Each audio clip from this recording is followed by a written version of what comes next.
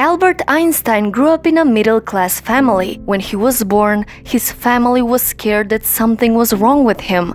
He had a very large and misshapen head. But fortunately, within the first few weeks, the shape of his head became normal. But their worries didn't stop there. When he was very young, his parents thought he might be intellectually disabled, because he was very slow to learn to talk and did not speak until he was 4 years old. At that time, he often formed full sentences in his thoughts, but did not speak. He used to practice the sentences in his head or whisper them softly under his breath until he got them right, and then say them aloud. Many people believed Einstein would never succeed at anything. When he was 5 years old, his father showed him a simple pocket compass, and Einstein was fascinated, and that was the beginning of his obsession with science. He also began playing the violin at the age of 6 and would continue to play throughout his life. At school, Einstein was a good student. Most of his grades were high and he was near the top of his class, but mainly because of math and science, so his grades depended mostly on his interest in the subject. When Einstein was only 10 years old,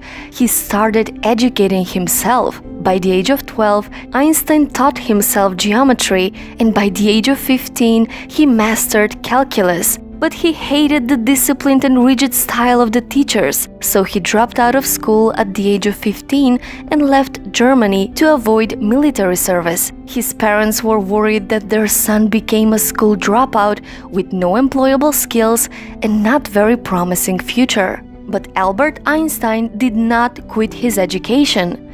He applied to the Swiss Federal Institute of Technology, and believe it or not, he failed the entrance exam. Albert Einstein failed an exam. Well, he wasn't prepared. He excelled at math and physics, but his knowledge on subjects other than that was not good. So he failed the exam and had to take it a second time, and then he was admitted.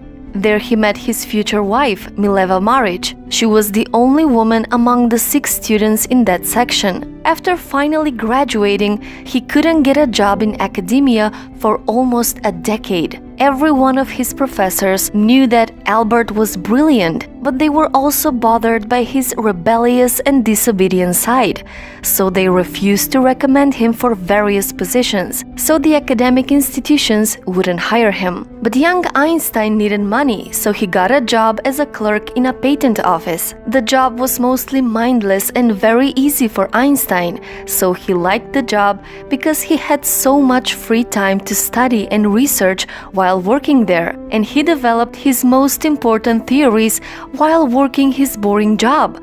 He developed the theory of relativity and the world's most famous equation. Einstein was nominated for a Nobel Prize, but did not receive it until 11 years later. Albert Einstein became the most influential physicist of the 20th century. His research changed the world. He wrote hundreds of books and was also a great philosopher, so there's so many things to be learned.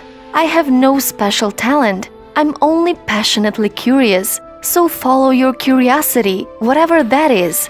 See where it goes. Never be afraid to question the world around you. And don't be afraid of failing and making mistakes along the way. A person who never made a mistake never tried anything new.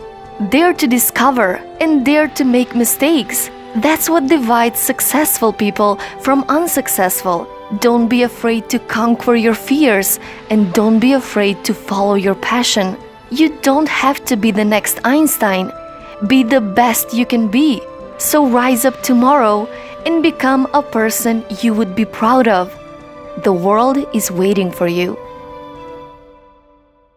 So, what's your story?